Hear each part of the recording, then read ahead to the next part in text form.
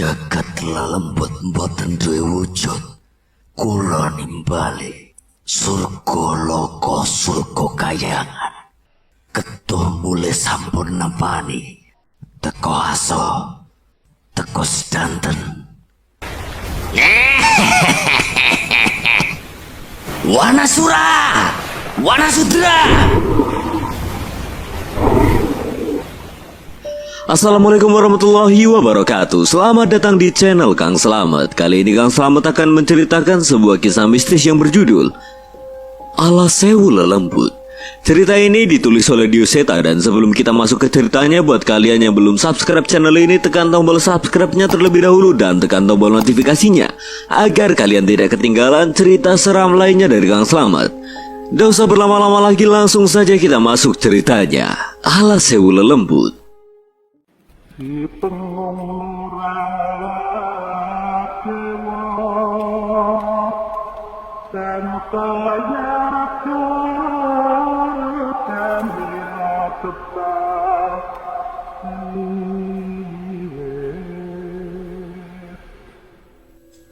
Bangkit Gandara Barua. Ini tumbal dan makanan-makananmu sudah menanti.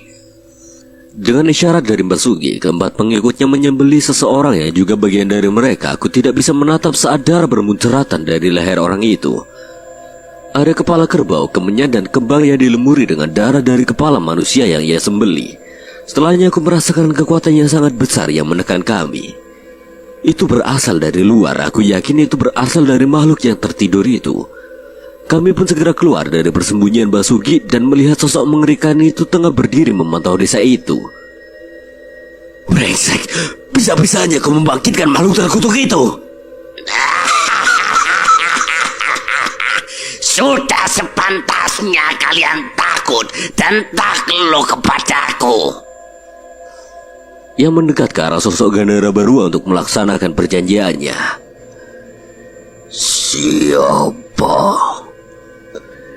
Siapa yang sudah membangunkanku? Aku. Semua sukma ini adalah tumbal untukmu dan jadilah abdiku. Wajah Gandara Barua terlihat senang dengan Semarau yang ada di tempat ini. Liurnya menetes membasahi tanah di bawahnya. Bagus. Tapi aku butuh makanan pembuka. Zotakia mendekatkan wajahnya pada Masugi dan menggigit tubuhnya hingga terputus. Hanya tersisa pinggang dan kakinya yang masih berdiri kaku, tanpa merespon kejadian yang hanya terjadi beberapa detik itu. Bah! Anak buah Masugi terlihat panik dengan kejadian itu. Gila, dia memakan dukun yang memberinya tumbal. Dia bukan setan biasa. Dia bisa berpikir layaknya iblis. Anak buah Masugi itu menghampiri gurunya itu, tapi ia merasa tidak ada gunanya. Bagaimana mungkin tubuh yang hanya tinggal setengah bisa selamat? Mereka pun memilih untuk melarikan diri, namun tangan Gandara Barua menahan mereka layaknya tembok yang setinggi 3 kali tubuh mereka. Jangan! Tapi setan itu tidak peduli. Ia meremas keempat orang itu hingga darah bermunceratan dari genggamannya dan memakan mereka semua tanpa ampun. Gandara Barua mengendu sembari menunjukkan mata merahnya. Masih ada manusia hidup di sini. Aku pun menggenggam keris Raga Sukma dan meletakkannya di depan dadaku. Maafkan aku, Nyi Sedang Rango. Sepertinya aku membutuhkan kekuatan Nyi Sedang Rango lagi. Wanasura, untuk kali ini jangan tahan kekuatanmu. Semoga ajian Watu Geni bisa berguna melawan makhluk itu. Mata Mas Linggar menghitam. Sepertinya sosok Nyai Kunti di dalam dirinya merasakan bahaya yang memaksanya untuk muncul. Nyai Pusaka, kalau ada yang bisa kau lakukan, lebih baik kau lakukan sekarang. Mas Linus menggenggam pusaka miliknya. Perasaan gentar ini jauh lebih mengerikan daripada saat melawan Ki Luwang kemarin. Yang kami lawan saat ini bukan lagi roh manusia, tapi roh dedemit yang mungkin sudah ada bahkan saat manusia belum mengenal peradaban. Manusia percaya bahwa mereka adalah makhluk yang paling mulia yang diciptakan oleh penciptanya. Namun alam ini begitu luas dan dalam. Begitu banyak hal yang bahkan tidak tergambar dalam pikiran ataupun imajinasi seorang manusia. Ada zaman di mana makhluk-makhluk tak kasat mata ikut campur dalam alam yang dihuni oleh manusia. Semua itu terjadi saat manusia belum mengenal peradaban dan mencoba mengandalkan sosok yang mereka kira dapat mereka kendalikan. Nyatanya makhluk tak kasat mata itu memiliki pengetahuan yang lebih banyak, lebih licik dan lebih kuat dari manusia. Semua itu karena mereka memiliki masa hidup yang sangat jauh lebih panjang. Hanya saja mereka tidak berkutik terhadap manusia yang berlindung di balik penciptanya. Manusia itu terlihat lemah, namun kuasa yang satu tak akan pernah membiarkan dirinya celaka. Walau begitu banyak manusia bodoh yang menggadaikan ikatannya kepada Tuhan demi mendapatkan hal yang nikmat namun sementara, padahal semua yang dibutuhkan untuk hidup dan untuk mati sudah tersedia di alam ini. Makhluk-makhluk itu menjelma menjadi sosok dikdaya yang terlihat dapat diandalkan, kuat untuk memenangkan perang, cantik untuk memperdaya, hingga megah untuk memperkaya. Satu di antara mereka menjanjikan kekayaan sekaligus memberi ilmu untuk menghadapi siapapun yang mengusiknya. Sosok yang lahir dari ketamakan manusia, sosok yang tumbuh karena dendam manusia, sosok yang menjadi makhluk mematikannya akan membawa pengikutnya ke penderitaan tanpa akhir di akhir zaman. Gandara Barua, ribuan pria sudah menggadaikan istrinya untuk berjanjian dengannya. Ribuan pencari ilmu sudah mempersembahkan tumbal untuk mendapatkan restunya. Semua itu terjadi sejak manusia masih hidup dengan berburu. Hingga saat ini manusia sudah bertahan hidup dengan saling menipu. Kebodohan itu menciptakan sosok makhluk yang haus darah dan tidak terkendali. Sosok dikdaya yang membuat siapapun gentar melihatnya, dan sosok yang terus mencari manusia untuk disesatkan. Satu hal yang dapat dipastikan saat kebangkitannya: banjir getih. Basugi, sosok dukun yang mengabdi pada makhluk mengerikan itu, mati begitu saja setelah ritualnya membangkitkan sosok yang ia puja. Bahkan hanya setengah tubuh bawahnya saja yang tersisa dari jasadnya. Kali ini aku benar-benar gentar. Sedikit saja aku salah mengambil keputusan, mungkin kami akan bernasib sama seperti Mbak Sugi dan anak buahnya. Tidak membutuhkan waktu lama sampai mata hitam makhluk besar itu menemukan keberadaan kami. Ia pun meletakkan kedua tangannya di tanah dan memajukan kepalanya untuk melahap kami. Lari! Teriakku memperingatkan Cahyo dan yang lainnya. Wajah mengerikan itu mendekat ke arah kami. Mas Jagat menarik Mas Linggar dan Mas Linus masuk ke dalam alam gaib, sementara Cahyo menarikku untuk melompat lebih jauh dari jangkauan makhluk itu. Wanasura! Cahyo tidak menahan diri. Ia segera kembali ke arah Gandara Barua untuk menghantamkan pukulan pada wajahnya. Raungan Wanasura terdengar ke seluruh hutan, seolah menandakan bahwa ia mengerahkan seluruh kekuatannya. Pukulan itu telah mengenai wajah makhluk besar itu, tapi sayangnya serangan itu hanya mampu membuatnya sedikit menoleh. Manusia, bukan. Ini kekuatan ras terkuat Talas Wanamarta. Gendruwo jelek. Jangan seenaknya main makan-makan saja. Ini orang bukan perkedel. Menyadari keberadaan Cahyo, Gandara Barua berdiri memandang kami dari ketinggian, seolah ia ingin menunjukkan betapa perkasanya dirinya. Tak pantas makhluk sepertimu mengabdi pada manusia lemah. Mengabdilah pada aku.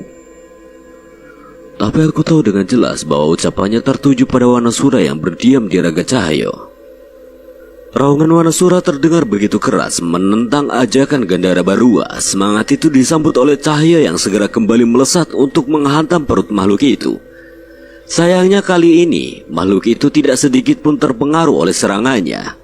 Sebaliknya, dengan cepat tiba-tiba kaki makhluk itu sudah menghantam tubuh Cahyo. Sontak Cahyo pun terpental hingga tubuhnya terhempas di salah satu pohon. Namun ketika makhluk itu kembali ingin menyerang Cahyo, aku membacakan mantra pada kerisku dan menusukkannya pada salah satu kakinya. Makhluk itu pun tertahan dan berpaling menatapku. Keris pusaka, mau mengalahkanku dengan benda itu?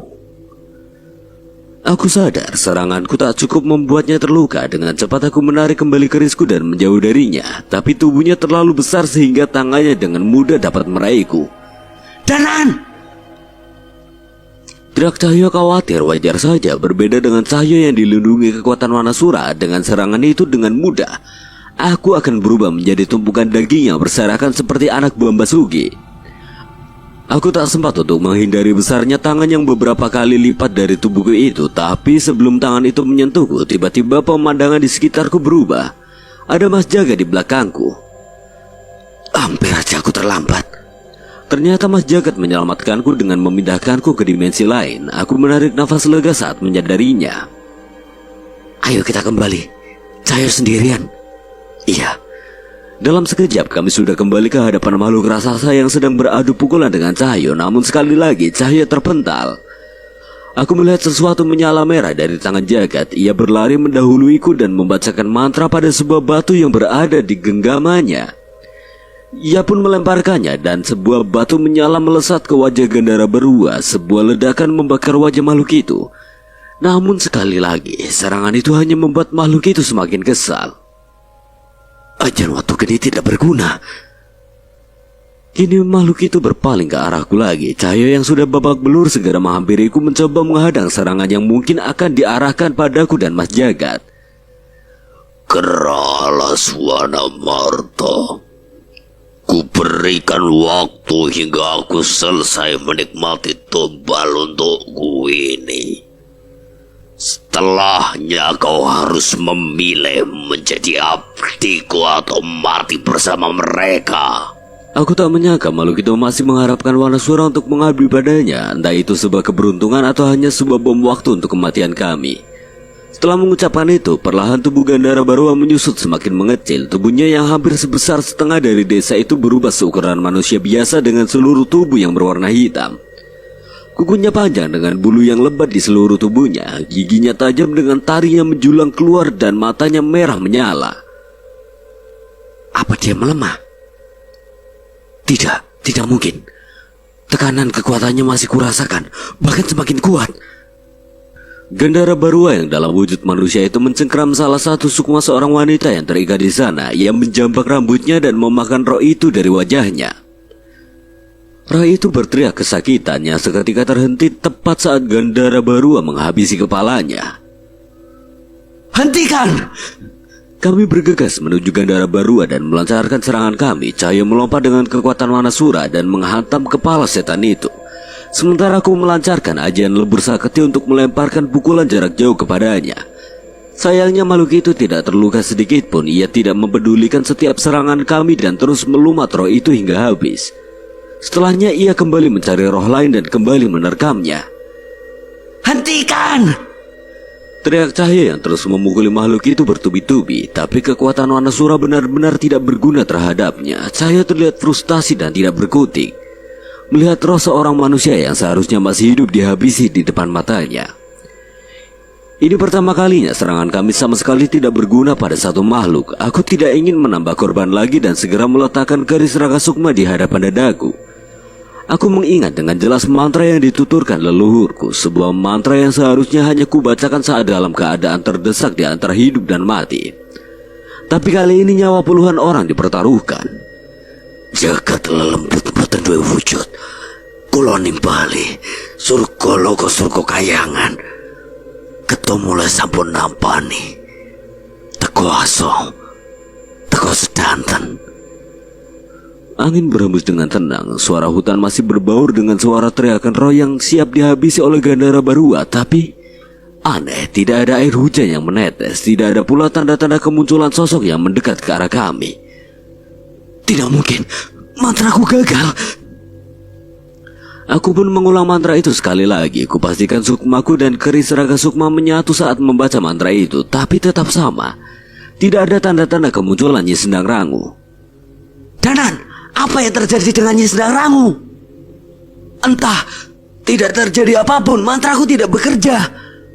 Aku memastikan keris Raga Sukma masih memiliki kekuatannya. Tapi mengapa ia tidak bisa memanggil Nyi Sendang Rangu lagi?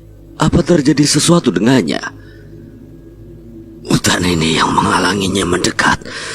Tiba-tiba Mas Linus mendekat, namun aku mengenal itu bukan suaranya. Itu adalah suara dari kesadaran pusaka pisau batu yang kini telah kembali kepadanya. Maksudnya, Nyisnara tidak bisa memasuki lubang sasar. Mas Linus mengangguk. Sementara itu Mas Linggar tengah menitipkan roh ibu dan ketiga pakdenya kepada Mas Jagat untuk dibawa ke tempat yang aman. Rupanya dari tadi mereka mencari kesempatan untuk menyelamatkan roh ibu Mas Linggar dan kerabatnya yang tergantung di atas pohon besar. Terlihat roh ibu Mas Linggar menyadari sesuatu yang terdapat dalam diri Mas Linggar. Ia menyadari kutukan yang sebelumnya berada padanya kini telah berpindah ke anaknya. Kau boleh membalaskan dendammu padaku sekejam apapun itu, tapi tolong selamatkan anakku.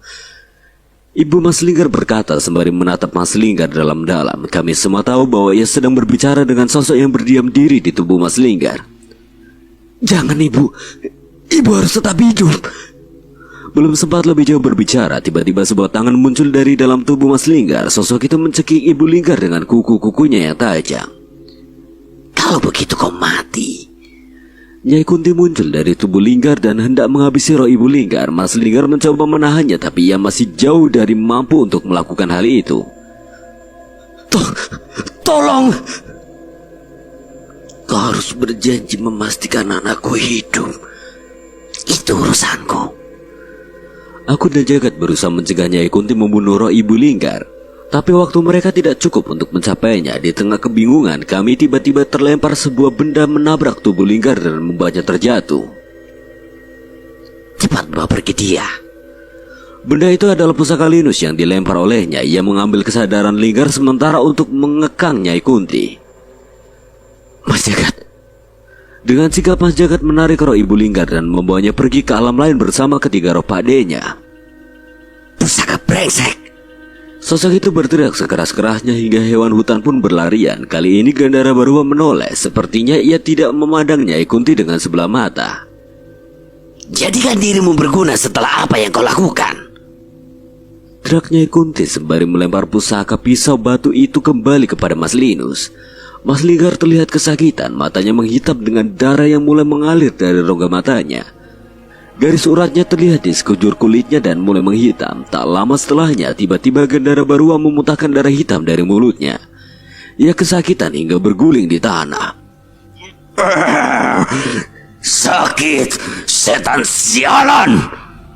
Cahyo kaget, ia tidak menyangka sosok yang dari tadi ia serang sekuat tenaga namun tidak terluka sedikit pun. Kini berteriak kesakitan oleh sesuatu. Itu Nyai Kunti. Aku memastikan keberadaan sosok yang ditanyakan oleh Cahyo. Dan benar saja tanpa kami sadari Nyai Kunti sudah merasuk ke dalam Gandara Barua dan menyebarkan kutukannya. Linggar tidak akan bertahan.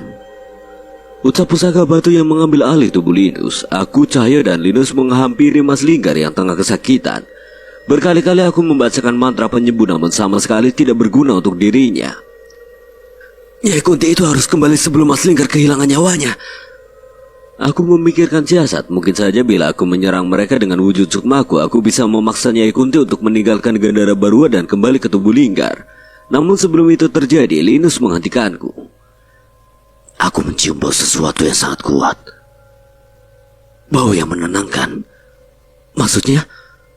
Aku merogoh tubuhku dan menemukan sebotol kecil wewangian yang diberikan oleh Gama sebelum berpisah tadi. Apa ini? Linus memperhatikannya dan menciumnya dengan seksama. Wajahnya terlihat berubah seolah mengenali benda ini. Gunakan ini pada Linggar. Wewangian ini sama dengan yang dimiliki sang ulama. Aku tidak mengerti, namun aku juga tidak memiliki kesempatan untuk berpikir. Saat ini aku hanya bisa mengikuti petunjuk dari sang pusaka pisau batu yang mengambil alih tubuh Linus. Kami membandingkan Mas Linggar dalam posisi yang nyaman. Sementara itu Cahyo berusaha menahan tubuh Mas Linggar yang terus meronta. Aku pun membuka tutup wewangian itu dan mencium aroma yang sangat pekat. Aku bisa menebak bahwa benda ini bukan benda biasa. Ada bau dari akar-akaran keramat dan rempah dari puluhan bahkan ratusan tempat. Benda ini hanya bisa dibuat oleh pengembara yang sudah berkeliling selama puluhan tahun. Botol wewangian itu kudekatkan pada hidung Linggar. Aku memastikan aroma itu merasuk dalam tubuhnya bersama setiap nafas yang ia tarik ke dalam paru-parunya. Hanya dalam hirupan ketiga, seketika Mas Linggar terhentak bersamaan asap hitam yang keluar dari dalam dirinya. Apa yang kalian lakukan? Asap hitam itu melayang ke atas kami. Kami pun menoleh dan melihat sosok perempuan mengerikan melayang-layang di atas kami. Itu adalah sosok Nyai Kunti yang tadi merasuk pada Gandara Barua. Kini ia telah kembali di antara kami. Kami pun menoleh ke arah Gandara Barua. Ia tengah berusaha berdiri setelah pertarungannya dengan Nyai Kunti. Sementara itu tubuh Linggar kembali pulih dan kesadarannya kembali perlahan. Berhasil. Jangan lengah. Nyai Kunti memperhatikan tubuh rohnya. Ia merasakan ada yang berbeda pada dirinya. Ia melayang terlepas dari tubuh Linggar sementara Mas Linggar masih tetap tersadar. Kau melepaskan ikatanku dengan keturunan Sasena. Melepaskan? Aku tidak pernah menyangka Wangian ini memiliki kemampuan seperti itu. Apa ini hal yang buruk? Apa ini artinya kini ia bisa melampiaskan amarahnya? Kami pun menjauh mundur dari Nyai Kunti. Saat meyakinkan apa yang terjadi padanya, perlahan ia pun mulai tersenyum. Akhirnya. Akhirnya kutukan bodoh itu tidak lagi mengikatku. Aku bisa membalaskan dendamku. Wajah Linggar terlihat pucat yang meminta kami semua untuk waspada. Leluhurku menyiksa dan membunuhnya agar ia bisa menjadi roh pelindung terasa Sena. Dendamnya benar-benar tidak terbendung. Apa-apaan ini? Melawan Gandara Barua saja kami tidak sanggup. Kini Nyai Kunti bebas dari ikatannya dan berhadapan dengan kami. Aku akan memaafkanmu bila kau mau mengabdi kepadaku dan menghabisi mereka. Nyai Kunti pun menoleh ke arah Gandara Barua. Walau sempat membuat Gandara Barua kerepotan, ia sadar makhluk raksasa itu masih jauh lebih kuat darinya. Sebaiknya kalian segera melarikan diri. Aku bertatapan dengan Cahyo. Kami sama sekali tidak bisa membaca situasi ini. Melarikan diri. Saat ini ada puluhan roh yang akan musnah bila tidak ada yang menolongnya. Itu sama saja dengan kematian anak-anak di desa Dirga dan warga yang ditumbalkan Basugi. Tanpa sepatah kata pun aku dan Cahyo melangkah ke depan Mas Linggar dan Mas Linus. Cahyo sudah mengerahkan semua kekuatan Wanasura di tubuhnya, sementara keris Rangga Sukma sudah tergenggam erat di tanganku. Kalian pergilah, selamatkan roh-roh yang bisa kalian bawa sebisa mungkin. Jangan gila. Nyai Kunti saja sudah terlalu kuat. Kini musuh kalian dua orang makhluk yang mendekati dewa. Dewa? Mereka jauh dari pantas untuk menyandang gelar ini. Perbincangan kami tidak berlangsung lama. Mas Linggar dan Mas Linus tetap tidak ingin pergi tanpa kami. Sementara itu makhluk hitam bermata merah yang tengah dikuasai amarah itu kini melangkah ke arah kami. Perlahan ia kembali ke wujud raksasanya dan berniat menghabisi kami dengan brutal. Seharusnya kalian kuhabisi lebih dulu. Sekali lagi kami berhadapan dengan sosok raksasa Gandara Barua. Pohon-pohon bertumbangan tak mampu menahan kekuatan makhluk itu. Aku dan Cahyo sudah kembali memasang kuda-kuda untuk bereaksi terhadap serangan apa yang akan ia lakukan. Cakar makhluk itu sudah mengayun ke arah kami, namun sebelum kami sempat menakisnya, serangannya terhenti. Tangannya terjatuh di tanah seolah Gandara Barua tidak mampu mengangkatnya lagi. Tangannya membusuk dengan kulit-kulitnya yang mulai mengelupas. Aku mencari siapa pelakunya dan hanya menemukan Nyai Kunti yang melayang menghadang Gandara Barua. Nyai Kunti? Setan brengsek, kau sudah bebas, mengapa masih berpihak kepada manusia? Memihak, jangan goblok. Aku hanya sudah terlanjur berjanji pada ibu dari bocah itu. Gandara Barua terlihat semakin geram, wajahnya penuh amarah soal merasa dipermainkan. Pergi bocah-bocah goblok. Jangan pikir aku akan bertarung mati-matian untuk mengalahkan demit bongsor ini. Benar, dengan Nyai Kunti yang menahannya, mungkin kami memiliki waktu untuk menyelamatkan diri dengan membawa beberapa roh anak-anak dan warga yang masih bisa diselamatkan. Ucapan Nyai Kunti segera terbukti. Tangan Gandara Barua kembali pulih dengan cepat. Kutukan Nyai Kunti hanya bertahan sesaat di tubuh raksasa itu. Kita pergi. Aku masih ragu, tapi aku tetap merasa ini adalah kemungkinan terbaik bila kami sampai mati. Aku tidak bisa membayangkan kembali siapa yang bisa menghadapi Gandara Barua. Tunggu. Tiba-tiba Linus yang masih dikuasai pusaka itu menahan kami. Tidak perlu lari lagi. Aku dan Cahyo saling bertatapan. Keadaan kali ini sudah di luar kendali kami. Apa mungkin pusaka pisau batu itu punya rencana?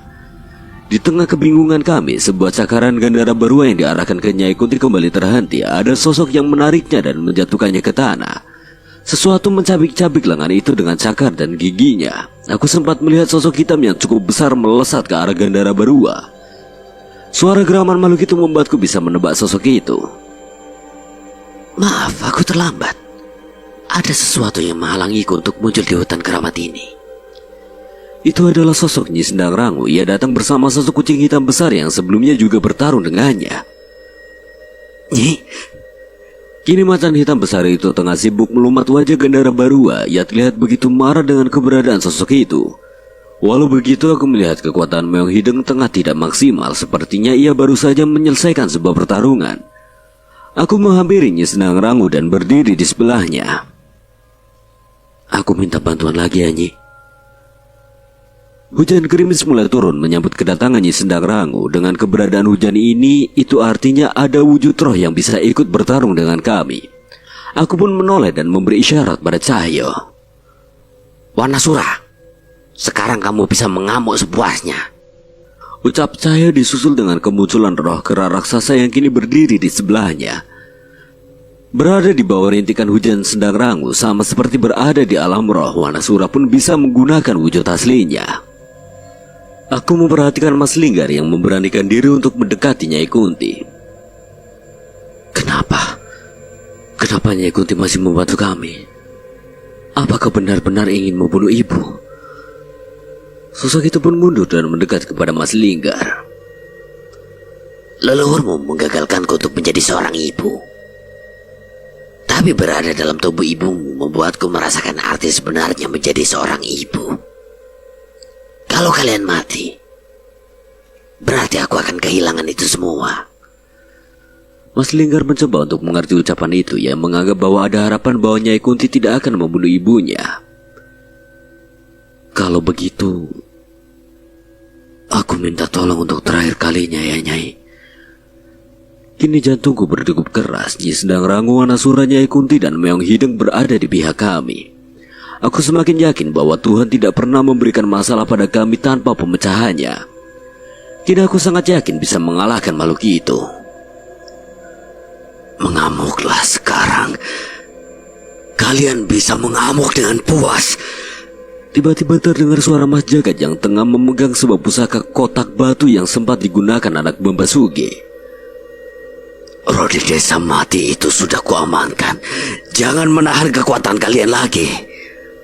Rupanya Mas Jagat mencoba mengerahkan kemampuan maksimal dari pusaka-pusaka kotak batu itu untuk menampung roh anak-anak dan warga yang ada di desa mati. Walaupun aku tahu setelahnya pusaka itu pasti akan hancur, itulah kekuatan dari sang Sambara penghancur pusaka. Sekarang kami tidak perlu ragu untuk mengamuk. Hebat, Mas Jagat keren. Kami pun segera menyusul Meong Hideng yang tengah kesulitan menahan Gandara Barua. Pisahkan kepalanya, dia tidak akan bisa pulih setelahnya. Ucap kesadaran pusaka pisau batu di tubuh Mas Linus. Kami mendengarnya dan merencanakan sebuah serangan bersamaan. Aku dan Cahyo menaiki tubuh Wanasura dan menghantam Gandara Barua yang tengah kehilangan keseimbangan dengan serangan Meong Hideng dengan sigap. Gandara Barua kembali menahan dirinya, namun tiba-tiba ia terjatuh. Ia kesakitan. Nyi Kunti kembali merasuki dirinya dan menanamkan kutukan kepadanya. Walau begitu, Gandara Barua masih bisa mengayunkan cakarnya dan menghantam tubuh Wanasura. Beruntung Wanasura cukup sigap menahannya walau membuatnya terpental. Gandara Barua kembali mencoba berdiri, namun Nyi Sendang Rangu sudah berada tepat di atas wajahnya. Kita roh dari masa lalu punya banyak waktu untuk memilih. Menjadi penghuni neraka atau berharap belas kasih dari Sang Pencipta. Sayangnya pilihan kedua mungkin sama sekali tidak menarik untukmu. Ucap Nyi Sendang Rangu yang wujudnya berubah dengan mengerikan. Tubuhnya menghitam. Kalian yang bodoh, takluk pada manusia. Kita jauh lebih hebat dari mereka. Kalau begitu, biar semua tumbalmu yang membalas semua perbuatanmu. Wajah-wajah dari tubuhnya Sendang Rangu berteriak dan keluar satu persatu merasuk ke dalam Gandara Barua. Seketika mata Gandara Barua terbelalak, ia berteriak histeris setelahnya, entah apa yang telah dilakukan Nyi Sendang Rangu padanya. Di satu sisi aku mengambil posisi di hadapan cahaya sembari membacakan mantra pada keris raga sukmaku. Kilatan cahaya putih menyelimutinya dan aku memastikan ini adalah semua kekuatan yang kupunya. Di hadapanku ada leher makhluk itu bersama Meong Hideng yang telah bersiap di sisi lainnya. Wanasura pun sudah berlari menuju kepala Gandara Barua. Sekarang! Saya melempar tubuhku dengan tubuhnya yang telah dibacakan ajian penguat raga hingga tubuhku melesat ke arah leher Gandara Barua. Nyai Kunti dan Nyi Sendang Rangu menahan Gandara Barua dengan kutukan mereka. Aku pun berpapasan dengan Meong Hideng dan menyayatkan serangan yang memutus leher makhluk raksasa itu hingga setengahnya. Dan sebelum luka itu menutup, Wanasura segera menarik kepala makhluk itu dan memisahkannya dari badannya.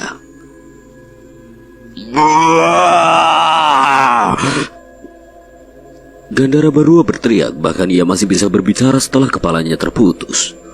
Bodoh. Kalian bodoh. Tanpa adanya aku, penguasa alas wetan akan leluasa berkuasa. Sewu lelembut alas wetan akan menuntut tempatnya di alam kalian. Kepala itu terus meronta tanpa henti, namun Wanasura tetap enggan melepaskannya. Walau berkali-kali kepala Gandara Barua mencoba menggigitnya, lambat laun teriakan itu pun menghilang bersama tubuh Gandara Barua yang menciut dan menguap menjadi asap. Kemana tubuh makhluk itu? Tanya Mas Linggar bingung. Aku menoleh ke arah kepala yang dibawa Wanasura dan kepala itu ikut menciut dan menguap menjadi asap. Apa sudah selesai? Kami menunggu beberapa saat dan tidak mendapati pertanda bahwa Gandara Barua akan muncul lagi. Tapi tidak seperti biasanya. Setelah menyelesaikan sebuah masalah, sewajarnya kami merasa lega, tapi kali ini aku masih merasa cemas. Seharusnya sudah, tapi aku masih merasa cemas. Nyi Sendang Rangu menghampiriku setelah kembali ke wujud cantiknya. Belum selesai, tapi urusan di hutan ini seharusnya sudah sampai di sini. Apa ini tentang alas wetan? Seperti gertakan Gandara Barua. Nyi Sendang Rangu mengajakku menoleh ke salah satu sisi langit. Aku melihat dengan mata batinku dan menemukan sebuah cahaya prasasti dari sisi barat berhenti bersinar. Namun masih ada beberapa prasasti lagi yang menyala dan menandakan masih ada bencana yang harus kami hadapi. Aku mencari keberadaan Meong Hideng, namun ia sudah menghilang dari pandangan kami. Tanpanya Nyi Sendang Rangu tidak akan sampai ke tempat ini dan kami tidak mungkin mengalahkan makhluk itu. Kucing itu siapa, Nan? Teman, nanti kalian juga akan saling kenal. Kami pun terduduk menyender pada tubuh Wanasura yang menikmati hujan Nyi Sendang Rangu. Beberapa langkah dari hadapan kami, aku melihat Mas Linggar dan Mas Linus yang berhadapan dengan Nyai Kunti. Wewangian itu sudah melepaskan ikatan kita. Ikatan Nyai Kunti dengan darah Sasena. Aku hanya berharap Nyai Kunti bisa tenang. Sosok itu terdiam, tak langsung menjawabnya. Ia perlahan menghilang dari pandangan kami seperti kabut yang telah menyelesaikan paginya. Tidak ada yang bisa mengaturku. Jangan kira setelah ini aku tidak mengawasimu. Linggar Sasena. Suara Nyai Kunti terdengar menggema di antara kami, namun aku cukup lega saat tidak lagi merasakan kebencian dalam suaranya. Suara rintihan terdengar begitu lirih di sebuah gua di tengah hutan. Ada seorang wanita yang dikurung di sana oleh petapa-petapa keji yang ingin merubah manusia hidup itu menjadi setan yang mengerikan. Tubuhnya sudah hancur, tidak ada lagi kehormatan di dirinya setelah ketujuh petapa keluarga Sasena memperkosanya dalam sebuah ritual. Ini semua terpaksa kami lakukan agar rohmu mengenal siapa tuanya. Kalimat itu terus teringat di pikiran wanita itu, sebuah alasan yang menurutnya tidak dapat membenarkan perbuatannya. Ia diperlakukan seperti anjing dengan hanya memakan lepehan ketujuh petapa itu. Semua itu dilakukan dengan alasan yang sama. Ia sendirian di sana, tapi ia masih punya harapan pada janin yang ada di perutnya yang menjadi satu-satunya alasannya untuk hidup. Di satu malam, wanita itu terbangun dengan bau wangian yang begitu menyengat. Ia merasa akan ada ritual lagi yang akan dilakukan padanya. Tapi ternyata ia salah, semakin lama bau itu semakin menenangkan. Ia sadar bahwa ada yang sedang meramu sesuatu tak jauh dari tempat ia dikurung. Siapa? Siapa di sana? Apakah ada orang? Teriak wanita itu, namun sama sekali tidak ada jawaban dari siapapun. Ia terus berusaha walau tahu suaranya tidak akan mencapai orang itu. Tapi keajaiban terjadi. Siapa yang mengurungmu di sini? Suara seorang pria tua terdengar tak jauh dari tempatnya. Tolong saya. Ketujuh betapa keluarga Sasena yang mengurungku di sini. Pria itu berhenti sesaat dan mengambil air untuk membasuh tubuhnya. Ia pun mulai membacakan doa-doa dan ayat suci untuk melepas penghalang gaib yang menghalangi tempat itu. Tapi hampir setengah malam orang itu melakukan tirakat. Tidak ada sedikit pun tanda-tanda penghalang gaib itu akan menghilang. Maafkan aku. Ritual yang mereka lakukan begitu kuat. Ilmuku belum mampu untuk melepaskanmu. Wanita itu kecewa. Ia pun kembali merenung dalam gelapnya gua yang mengurungnya. Sebenarnya ia pun sadar hampir tidak ada manusia yang menolongnya dalam situasi ini. Setidaknya, maukah Anda membacakan lagi doa-doa itu? Setidaknya aku bisa sedikit tenang mendengarnya walau hanya satu malam saja. Di tengah hutan itu, aroma ramuan menemani wanita itu bersama alunan ayat-ayat suci yang menenangkan. Suara rintihan yang sebelumnya terdengar kini mulai menjadi bergantian dengan alunan ayat suci yang menenangkan. Saat ini aku belum bisa menolongmu. Tapi mungkin satu saat, aku atau keturunanku bisa menyelamatkanmu dari penderitaan ini.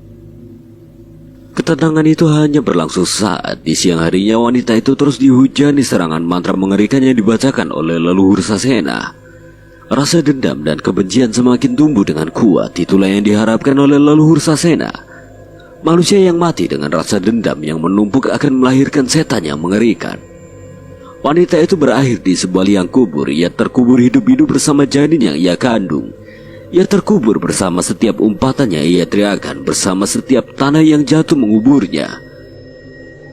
Di sebuah bangunan besar, sekelompok orang berkumpul dengan emosi yang meledak-ledak. Kepala setiap keluarga Sasena harus kita gantung di hadapan warga desa. Mereka harus menanggung setiap perbuatannya. Tanah yang mereka rebut akan menjadi tempat darah mereka bertumpah. Tapi pertemuan yang penuh emosi itu seketika terhenti dengan perubahan wajah salah seorang yang memimpin mereka. Wajahnya menghitam, kulitnya mengelupas, matanya memerah bersama darah yang mengalir dari lubangnya. Apa yang terjadi? Yang lain pun panik mendekat ke orang itu, tapi orang itu malah tertawa cekikikan sembari terus menjambak rambutnya hingga kulit kepalanya terlepas. Mati. Kalian diperintahkan untuk mati. Orang itu tertawa. Setelahnya ia mati tergeletak dengan tubuh yang menghitam.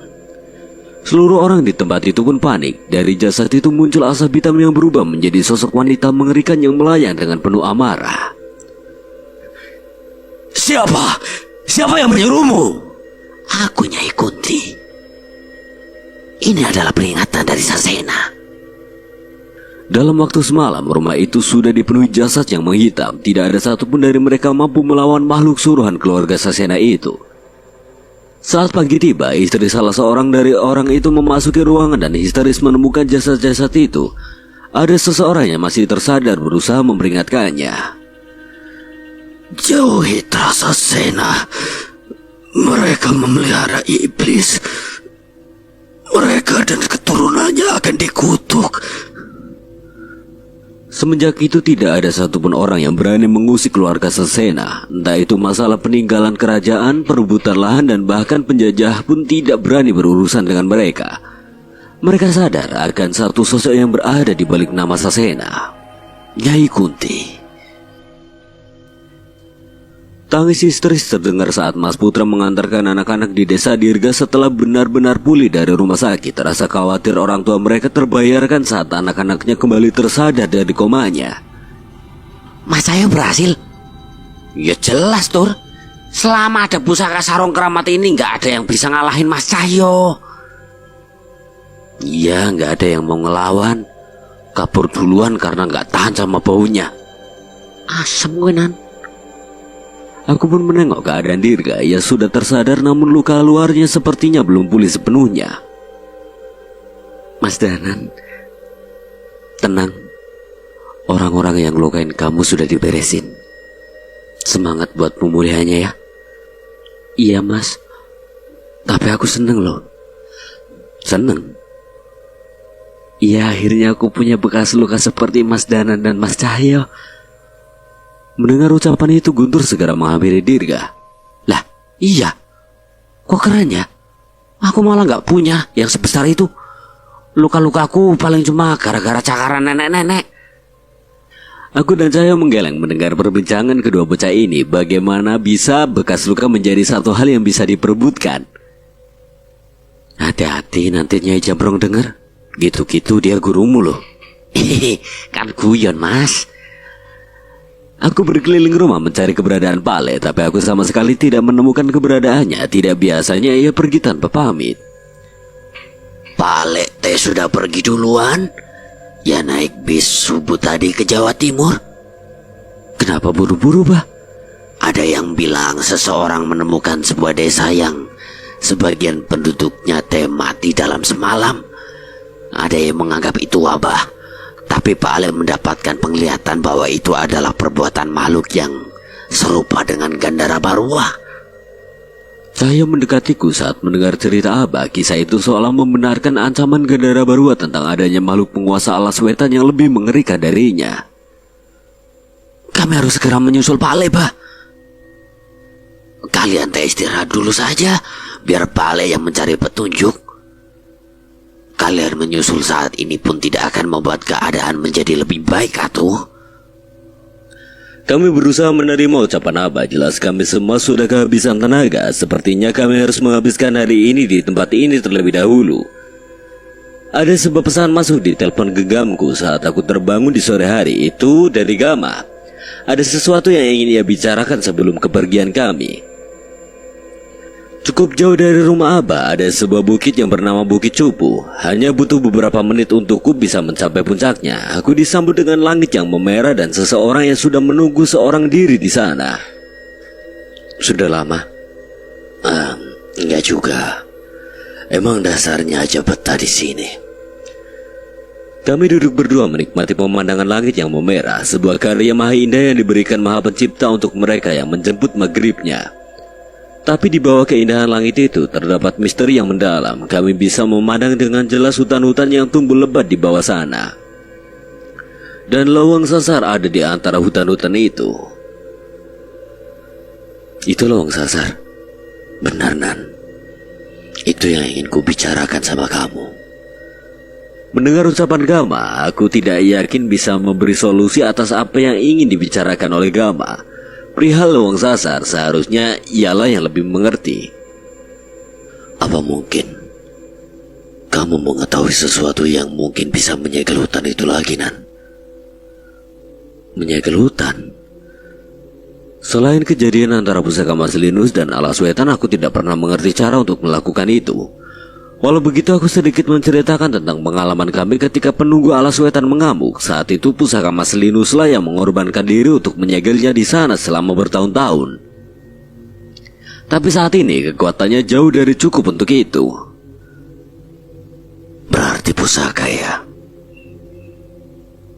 Mungkin aku harus mencari pusaka serupa untuk bisa menyegel lawang sasar. Aku mengangguk, tapi aku juga tahu itu tidak mudah. Saat ini kami hanya bisa menghaturkan doa kami dan memohon kepada Yang Maha Pencipta untuk menjauhkan manusia-manusia dari hutan keramat itu. Mungkin sudah waktunya aku mengembalikan ini. Benda ini berhasil menyelamatkan nyawa kami. Kau bawa dulu. Ku dengar kalian masih akan berurusan dengan hal berbahaya di ujung timur sana. Kamu yakin? Ini peninggalan berharga dari Kilang Samana loh. Peninggalan paling berharga dari leluhurku adalah ilmu dan akhlak yang diturunkan melalui keluargaku. Dan bila benda itu bisa menyelamatkan nyawa seseorang di tanganmu, berarti benda itu berada di tangan yang tepat. Aku senang mendengar ucapan Gama bukan hanya tentang benda berharga ini, tapi mengenai kepercayaan dirinya tanpa mengandalkan pusaka seperti ini. Baru beberapa saat sebelum kami kembali, tiba-tiba terdengar suara beberapa langkah kecil yang mendekati kami. Kami mencoba mencari asal suara itu dan menemukan seekor kera kecil mendekati kami. Kliwon? Aku segera menyambut Kliwon. Ia menunjukkanku ke arah kedatangannya seolah meminta kami memperhatikannya. Ada seekor monyet putih yang membawa sebuah kantung kain yang ia letakkan begitu saja di hadapan kami. Aku pun mengambil kantung itu dan mencoba membukanya di hadapan Gama. Pasir. Hanya beberapa genggam pasir yang terdapat di kantung itu. Hanya pasir? Apa maksudnya ini, Kliwon? Kliwon mencoba menjelaskan, namun aku sulit untuk mengerti. Mungkin Cahyo yang bisa mengartikannya, tapi Gama masih saja memperhatikan pasir itu baik-baik. Pasir ini? Gama membacakan beberapa doa sembari melihat reaksi dari pasir itu. Benar pasir ini. Pasir ini adalah pasir yang sama seperti yang pernah digunakan untuk menyegel lawang sasar. Ya benar. Iya Nan, gak salah lagi. Kliwon, terima kasih dan temanmu itu. Belum sempat Gama mengucapkan terima kasih, monyet putih itu sudah menghilang kembali ke dalam hutan. Titip ucapan terima kasih Gama untuk temanmu itu ya. Ia pun menyeringai memamerkan giginya dan meninggalkan kami menyusul temannya itu. Kedatangan Kliwon dan temannya benar-benar memberi sesuatu untukku. Setidaknya dengan tersegelnya lawang sasar, aku bisa meninggalkan tempat ini dan menuju Alas Wetan dengan tenang. Perjalanan panjang mengantarkan Pale menuju sebuah kota yang berdekatan dengan Alas Wetan. Dari terminal ia menaiki angkutan umum hingga mencapai salah satu wilayah pedesaan yang sangat luas. Bapaknya mau ke desa itu? Ini sudah sore loh Pak. Kalau masuk jalan kaki ke sana, bapaknya nyampe sana pasti sudah malam.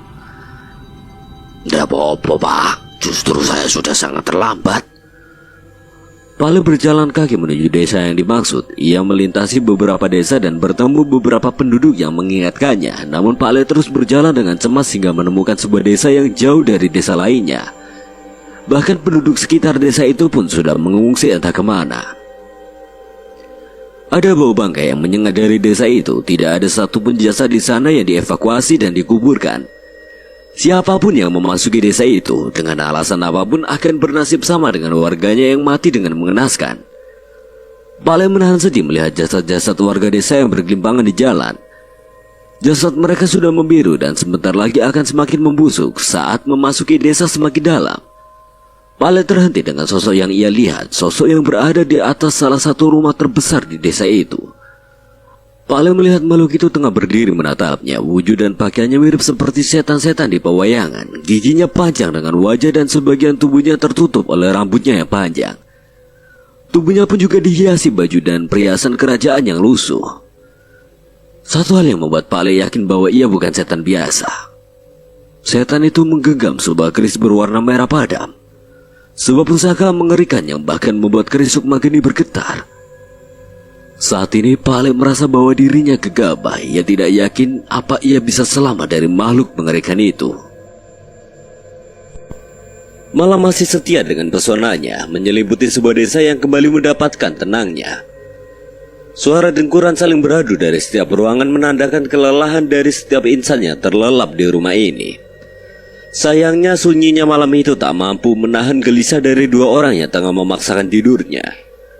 Jantung Danan berdegup kencang, nafasnya seolah tertahan sebuah firasat yang mengganggunya. Ia pun terbangun dari tidur dan memilih untuk keluar dan membasuh wajahnya.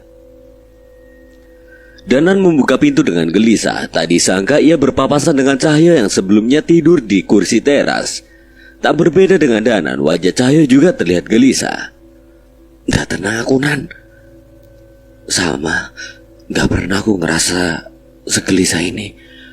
Ada sesuatu yang terjadi pada Pale. Ada perasaan yang tidak biasa mereka gambarkan. Yang mereka tahu, mereka semua merasa terdorong untuk segera menghampiri Pale. Kraiso Kinan, aku harus nyusul Pale.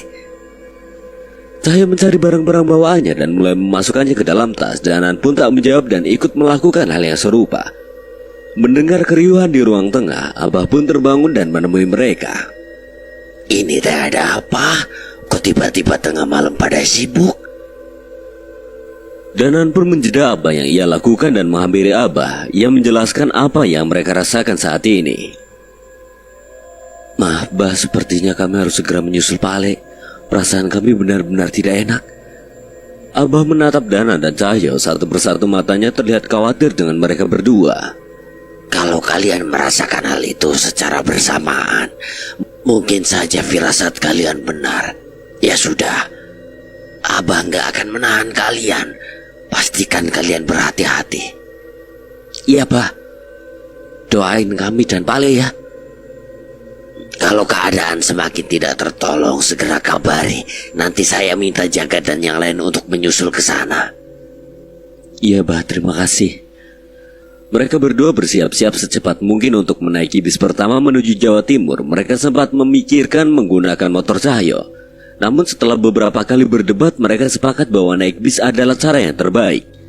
Kali ini bis tidak terlalu ramai, kursi hanya terisi setengahnya saja dari jumlah kapasitas.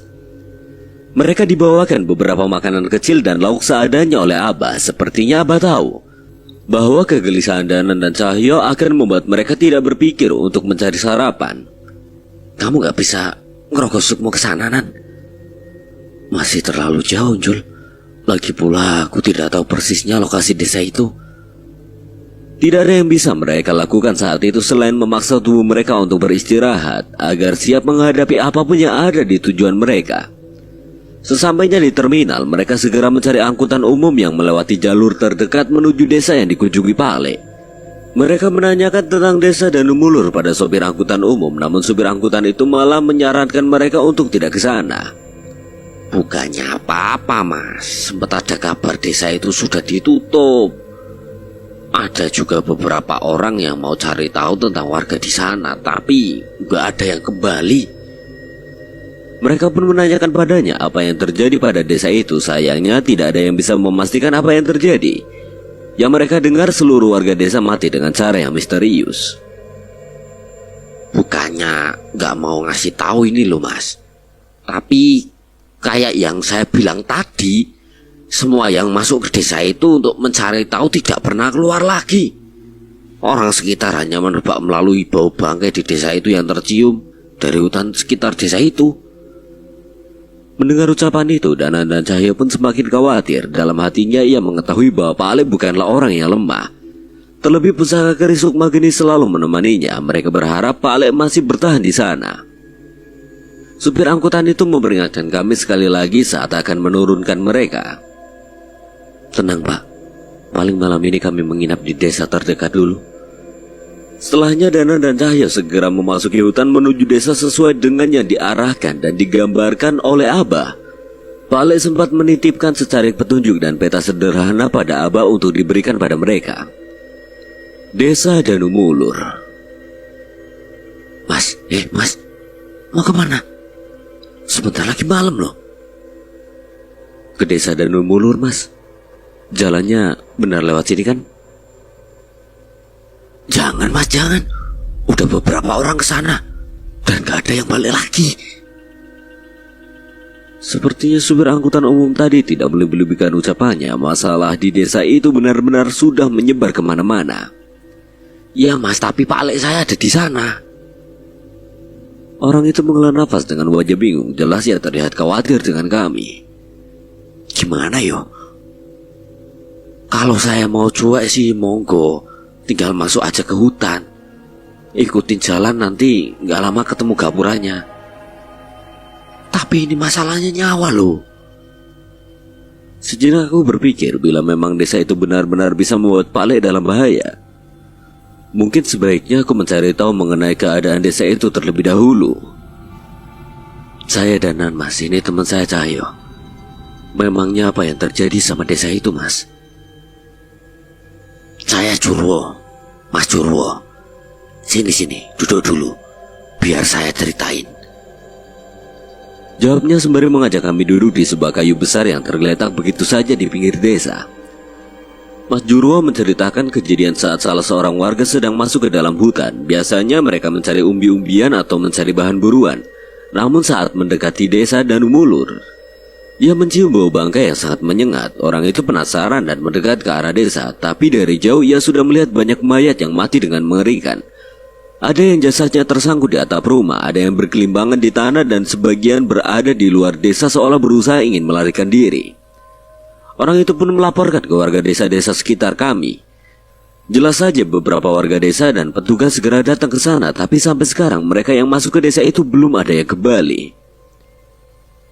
Nggak ada, Mas. Warga nunggu sampai malam tetap nggak ada yang keluar dari desa itu. Ia juga bercerita semenjak kejadian itu banyak warga yang meminta pertolongan orang pintar dan orang sakti dari kenalan-kenalan mereka, tapi sama saja tidak ada satupun dari mereka yang terlihat keluar dari desa. Mendengar cerita itu, Cahyo tidak bisa diam. Ia semakin cemas dengan keadaan Pale. Danan pun menitipkan sebuah kertas pada Mas Jurwo yang bertuliskan sebuah nomor telepon. Mohon maaf, Mas.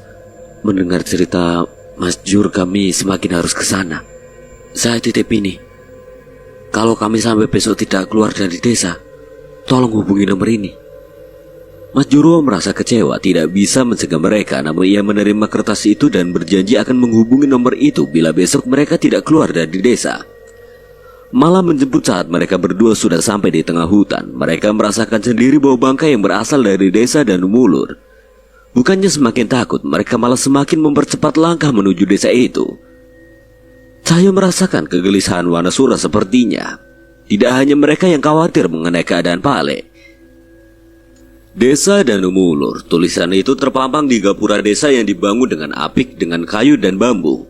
Desa terpencil dan sepertinya hanya berjarak beberapa puluh kilometer dari salah satu sisi alas wetan. Danan dan Cahyo melangkah dengan hati-hati. Saat memasuki desa, segera Cahyo menutupi hidungnya dengan sarungnya, dan Danan dengan sapu tangannya. Bau busuk dari jasad-jasad yang bergelimpangan mulai menyengat. Jasad itu sudah mulai membusuk dan rusak. Ini seperti di kampung Serawen. Kampungnya Dimas. Danan mengangguk. Ia mengingat bagaimana keadaan kampung Serawen saat dia datangi. Setidaknya saat itu jasad warganya masih bisa dievakuasi dan dikuburkan. Tapi kali ini jasad mereka tidak tersentuh. Ketika memasuki desa lebih dalam, tiba-tiba Danan dan Cahyo terhenti. Seketika keris Raga Sukma muncul dengan sendirinya dan bergetar di tangan Danan. Sedangkan Wanasura segera merasuk ke dalam tubuh Cahyo untuk melindunginya. Keris Raga Sukma dan Wanasura sampai gelisah. Ini jarang sekali terjadi. Di tengah kebingungan kami, tiba-tiba sebuah benda melayang ke arah Danan. Cahyo yang segera tersadar segera mendorongku untuk menghindar dari benda itu. Darah bermuncratan dari benda yang dilemparkan ke arah mereka. Kepala. Itu kepala manusia. Danan memperhatikan benda yang melayang ke arahnya. Mereka pun menoleh ke arah asal benda itu dan beberapa bagian tubuh kembali melayang terlempar ke arah mereka. Mereka terus menghindar dan mendapati benda-benda itu terlempar dari salah satu pohon besar di sana. Di sana, Nan. Cahyo menunjuk ke arah sebuah pohon mengerikan di mana mayat-mayat manusia tersangkut di ranting-rantingnya, dan di salah satu ranting utamanya tengah berjongkok seorang pria bungkuk yang tengah menikmati memakan bagian tubuh mayat-mayat itu. Gila. Apaan lagi itu? Gak bakal tahu sampai kita ke sana. Mereka pun bergegas menghampiri pohon itu, namun sosok bungkuk tadi rupanya sudah mengincar mereka. Dang mati, biar bisa aku makan. Ucap makhluk itu sembari menatap Danan dan Cahyo dengan tajam. Tepat saat Danan dan Cahyo tiba di bawah pohon, tiba-tiba pohon itu dipenuhi ular-ular berbisa yang tidak terhitung jumlahnya. Hah, sial, ular beginian lagi. Biasanya kamu senang kalau ngeliat ular sebanyak ini. Ledek Danan yang tahu kalau Cahyo punya kenalan di Magetan yang mau menerima kulit ular seperti ini. Jangan bercanda sekarang, Nan. Waktunya nggak tepat. Sekarang Danan menoleh pada Cahyo. Ia mulai mengambil jarak dan mencurigai kawannya itu. Siapa kamu? Itu bukan kata-kata Cahyo. Asem nggak gitu. Itu ular jadi-jadian, kulitnya nggak bisa diambil. Danan berpikir sejenak dan menganggap jawabannya masuk akal. Hampir aja kamu kukira siluman monyet yang lagi nyamar. Monyet gundulmu itu, Nan. Makhluk yang memanggil ular-ular itu seketika kesal ketika melihat Dana dan Cahyo ngobrol sembari menghindar dan menendang ular-ular itu menjauh dari mereka. Kowe ngremehke aku. Ia pun melompat turun dari pohon itu untuk menghampiri mereka berdua. Mengetahui hal itu, Dana dan Cahyo mengambil kesempatan dengan menyerang makhluk itu. Ngelempar barang ke orang lain itu gak sopan, apalagi kepala manusia. Teriak Cahyo sembari menyerang pria bungkuk itu dengan tenaga Manasura. Danan tidak mau kalah. Ia mengincar titik buta makhluk itu dan menyerangnya dengan keris Raga Sukma. Anehnya serangan mereka menembus begitu saja. Sebaliknya tiba-tiba tangan makhluk itu menjambak Danan dan Cahyo dan membantingnya ke tanah. Sontak mereka pun bergegas berdiri menjauh dari makhluk itu dan ular-ularnya. Kenapa serangan kita gak kena? Gak tahu. Tapi kalau serangan fisik gak mempan. Danan menitipkan tubuhnya pada Cahyo dan menggunakan kemampuan keris Raga Sukma untuk memisahkan rohnya dengan tubuhnya. Dalam wujud roh ia melayang menghujamkan keris Raga Sukmanya menembus tubuh makhluk bungkuk itu. Raga Sukma. Orang sebelumnya juga melakukan hal yang sama. Makhluk itu tidak terlihat khawatir. Ia malah terus berjalan dengan tertatih menuju ke arah Cahyo dan tubuh Danan. Pale. Orang itu pasti Pale. Di mana dia? Teriak Danan sembari menyerangnya, tapi sialnya serangannya tetap tidak melukai makhluk itu. Danan bingung, bahkan roh pun tidak bisa melukainya. Tidak ada yang bisa membunuhku selama ada orang yang mati. Aku, Ki Among Mayit, tidak akan bisa mati. Cahyo waspada dan menjaga jarak. Tiba-tiba pundak Cahyo mengalirkan darah tanpa ia sadari. Ia pun menemukan serpihan tulang manusia menusuk di bahunya. Danan, hati-hati, dia pengguna pusaka. Danan pun segera kembali ke tubuhnya dan menjaga jarak dari orang itu. Pusaka itu hanya tulang-tulang manusia biasa. Saat kalian mati nanti, tulang kalian akan tetap berguna untukku. Makhluk itu berjalan tertatih dengan tubuh bongkoknya, rambutnya panjang dengan mata yang dipaksakan untuk melotot dengan kelopak matanya yang bengkak. Terlihat sangat lemah, namun Danan dan Cahyo sama sekali tidak bisa melukainya. Danan mencoba membacakan sebuah doa untuk melawan ilmu hitam yang digunakan oleh Ki Among Mayit. Sementara Cahyo masih terus berusaha menyerangnya, dan tidak ada yang berhasil dari semua itu. Sebaliknya, Ki Among Mayit hanya melemparkan serpihan tulang-tulang manusia yang sudah ia ukir dengan tajam ke tubuh Danan dan Cahyo. Mereka bisa menghindar, namun benda itu terus kembali menyerang mereka dari banyak sisi. Mundur, Jol, kita nggak bisa bertarung begini. Cahyo menurut pada Danan dan menjauh kembali ke desa. Ki Among Mayit mengejar mereka dengan perlahan sembari menyeret mayat-mayat yang ia temui. Serangan roh, pukulan doa, dan mantra nggak mempan. Gimana cara kita bertarung? Sesampainya di desa, Cahyo pun berhenti. Ia melihat mayat-mayat yang bergelimpangan, terpikirkan sesuatu. Atau sebenarnya kita tidak perlu melawannya. Jalannya kan pincang begitu. Harusnya dia nggak bisa ngejar kita kan? Bener juga. Danan setuju dengan ucapan Cahyo. Mereka pun berlari menjauh dari Ki Among Mayit dan masuk ke desa lebih dalam. Benar ucapan Cahyo, Ki Among Mayit tidak bisa mengejar mereka. Ia masih berjalan dengan terpincang-pincang jauh di belakang mereka. Tapi ternyata tidak semudah itu. Danan dan Cahyo sudah berlari cukup lama, namun ia tidak melihat ada tempat yang sekiranya bisa menjadi petunjuk mereka mencari Pale. Danan pun berhenti dan menarik sarung Cahyo. Tunggu, Jol. Ada yang gak beres. Mereka pun berhenti dan tanpa mereka sadari, sosok mayat manusia melayang terlempar ke arah manusia dari salah satu gang. Mereka menghindar dan menoleh ke arah itu dan menemukan Ki Among Mayit sudah berada di sana. Nggak mungkin. Tadi dia masih di belakang kanan. Lihat bekas darah itu, Jul. Danan menuju ke salah satu sisi yang tidak jauh dari tempat mereka berdiri. Cahyo melihat ke arah itu dan seketika sadar dengan apa yang terjadi. Kita masih di tempat yang sama, Nan. Terlambat. Kalian sudah tidak bisa kabur dari desa ini. Silakan lari sepuasmu. Aku tidak akan mati, tapi aku bisa membunuh kalian. Kalian akan berada di tempat ini seumur hidup.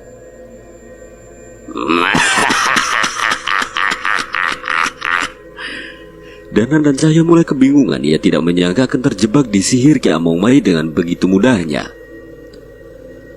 Bangunannya tidak ditinggali. Jalan yang penuh dengan mayat. Kemanapun Danan dan Cahyo berlari, hanya pemandangan itulah yang mereka temukan. Berhenti dulu, Nan. Lama-lama ngos-ngosan juga. Ucap Cahyo yang mengajak Danan untuk bersembunyi di salah satu celagang. Wajah Danan juga sudah penuh dengan keringat. Mereka terus berlari berusaha menghindari kejaran Ki Among Mayit. Mereka pun duduk mencari sebuah jendela yang terbuka dan memutuskan untuk bersembunyi di salah satu rumah. Suara seretan itu kembali mendekat. Danan dan Cahyo menahan suara dan gerakannya berharap Ki Among Mayit tidak dapat menemukan mereka.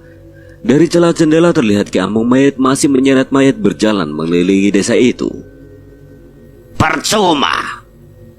Desa ini wilayahku. Mereka bersembunyi di balik jendela berharap Ki Among Mayit tidak melihat mereka. Langkah Ki Among Mayit tiba-tiba berhenti dan tidak kembali terdengar. Mereka ingin mengintip kembali untuk mengecek keadaan di luar, namun mereka memilih untuk tidak melakukan itu. Tolong. Dari rumah tempat mereka bersembunyi, samar-samar terdengar suara dari arah dapur belakang. Ada yang minta tolong. Danan hanya membalas dengan gerakan tangannya untuk memberi isyarat agar mereka menghampiri suara itu. Benar saja, ada suara seorang perempuan yang tengah berusaha berdiri dengan berpegangan di meja dapur. Mereka pun bergegas menghampiri sosok itu. Mbak, gak apa-apa. Akhirnya kami menemukan warga yang masih hidup. Namun sebelum Cahyo memasuki dapur, tiba-tiba Danan terhenti dan menarik Cahyo mundur. Cahyo bingung, tapi Danan tersadar wanita itu sudah berlumuran darah dan matanya terbuka dengan paksa. Itu mayat. Cahyo menoleh kembali dan mendapati Ki Among Mayit sedang menggerakkan tubuh perempuan itu dari belakang sebelum akhirnya melemparkan jasad itu saat ketahuan.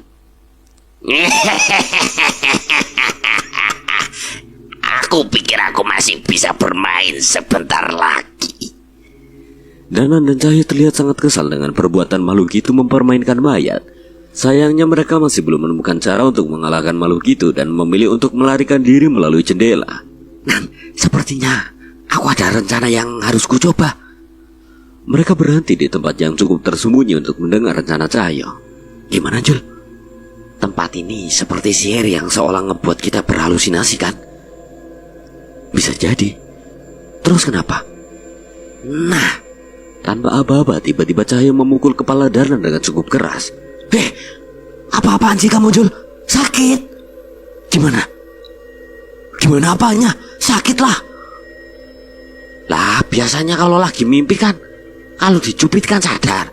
Harusnya kalau sakit, kamu berarti dalam keadaan sadar, Nan. Terus kenapa gak nyoba di badan kamu sendiri aja? Sakit lah, Nan. Enak aja. Terus kenapa malah nyoba di kepala orang, Panjul? Danan pun mengangkat tangannya mencoba membalas pukulan Cahyo tadi, tapi tiba-tiba sebuah benda jatuh dari kantungnya. Danan memungut kembali dan mengingat benda berbentuk botol kecil itu. Ini wewangian pemberian Gama. Benda ini bisa menyadarkan Mas Linggar. Apa benda ini juga bisa menyadarkan kita dari pengaruh sihir ini? Gak ada cara lain kan buat cari tahu? Balas Cahyo sembari mengintip ke sela jalan mencari keberadaan Ki Among Mayit dan menemukan sosok itu tengah mengarah kepada mereka. Danan pun membuka wewangian itu dan membiarkan aroma rempah yang sangat pekat tercium oleh mereka. Mereka tidak dapat menggambarkan apa yang terjadi. Namun mereka sadar bahwa ada sesuatu yang tidak sadar berada di alam pikiran mereka yang sekarang sudah menghilang. Di sana. Menyadari posisinya diketahui, mereka pun kembali melarikan diri, tapi kali ini mereka merasakan hal yang berbeda. Pelarian mereka sampai ke balai desa tempat yang sedari tadi tidak bisa mereka capai. Kita lolos. Danan memastikan sekitarnya dan memang mendapati dirinya kali ini berhasil melangkah lebih jauh ke dalam desa. Baru saja mereka hendak merasa senang, tiba-tiba Ki Among Mayit sudah berada di hadapannya. Aku Ranyongko. Kowe bisa lepas dari ilmuku. Hehehe, jangan remehkan kami. Berarti sekarang kami bisa mengajarmu. Ucap Cahyo yang segera menerjang Ki Among Mayit dan berusaha memukulnya, tapi ia tetap terjatuh dan menembus tubuh itu. Kalian yang meremehkanku. Namun Danan tidak tinggal diam. Ia ikut melompat dengan keris yang berada di genggamannya. Dengan berbagai macam gerakan ia terus menyerang Ki Among Mayit, walau tidak ada satupun serangan yang mengenainya. Sebaliknya, beberapa kali Ki Among Mayit menangkap Danan dan membantingnya. Tidak sedikit dari luka-luka cakaran terlihat di tubuh Danan. Udah Nan, kita mundur lagi. Danan tidak menanggapi ucapan Cahyo dan terus menyerang Ki Among Mayit. Tanpa disangka, perlahan beberapa bagian tubuh Ki Among Mayit berubah menjadi asap hitam. Danan yang menyadari itu sedikit tersenyum dan melanjutkan serangannya. Saat mengetahui rencana Danan berhasil, Cahyo pun menyusulnya dan menahan serangan-serangan yang diarahkan ke Danan. Sementara itu, Danan masih terus mencoba menyerang dari jarak dekat. Tidak mungkin, tidak ada serangan yang bisa menyentuhku. Berbalik dari sebelumnya, kini tubuh Ki Among Mayit terlihat memudar bersamaan dengan asap hitam yang berasal dari tubuhnya. Apa yang kalian lakukan? Teriak Ki Among Mayit yang mencoba untuk mundur, tapi Danan tidak membiarkan itu dan terus menyerangnya. Saatnya kau musnah. Teriak Danan sembari menyapu wajah Ki Among Mayit yang berubah menjadi asap. Saat memastikan Ki Among Mayit menghilang, Cahyo segera menghampiri Danan dan menanyakan apa yang terjadi. Kok bisa Nan? Danan mengeluarkan wewangian pemberian Gama yang sedari tadi ia genggam dan menutupnya. Sepertinya aku mulai mengerti kegunaan benda ini. Ia menjelaskan bahwa mungkin wewangian pemberian Gama bisa menetralkan sihir. Mendengar itu Cahyo merasa lega dan terduduk di tanah. Capek Nan. Baru masuk ke sini aja udah dapat lawan sesulit ini.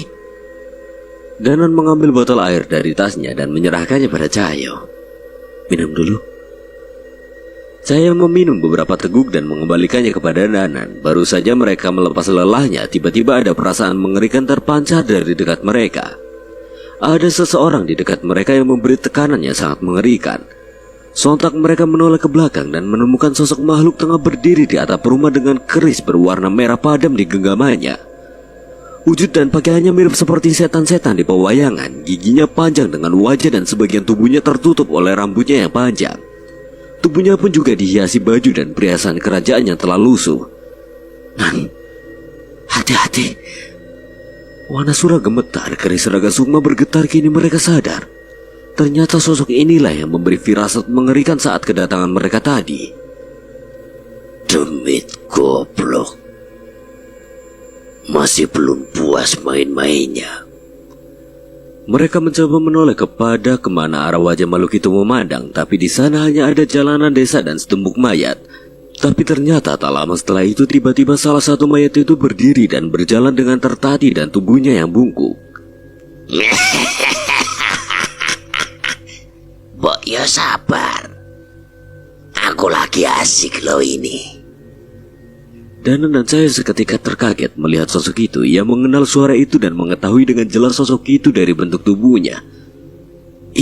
Itu Ki Among Mayit. Bukannya tadi dia sudah kalah? Mendengar ucapan Cahyo, Ki Among Mayit menoleh ke arah Danan dan Cahyo. Kalah. Jangan melucu. Bahkan menyentuhku saja kalian tidak sanggup.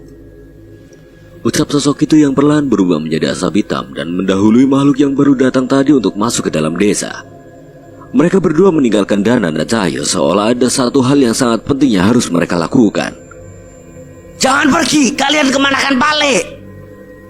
Cahyo berteriak namun mereka tidak peduli dan terus masuk ke dalam desa. Danan dan Cahyo pun mengikuti mereka hingga sampai di ujung desa yang sudah masuk ke dalam salah satu sisi alas wetan. Seketika perasaan mereka jauh menjadi lebih tertekan. Sudah beberapa kali aku ke alas wetan, tapi tidak pernah semengerikan ini. Danan mengangguk sembari mulutnya terus mengalunkan doa untuk menjauhkannya dari hal-hal buruk yang mungkin menyerang mereka. Berbeda dengan saat awal masuk desa tadi yang dipenuhi oleh mayat, tempat mereka berdiri saat ini terdapat banyak darah yang berceceran, hanya sedikit mayat yang terlihat. Jangan kabur, ini semua pasti ulah kalian kan? Tak mempedulikan ucapan Danan dan Cahyo, mereka hanya terus melangkah seolah apa yang mereka tuju begitu penting.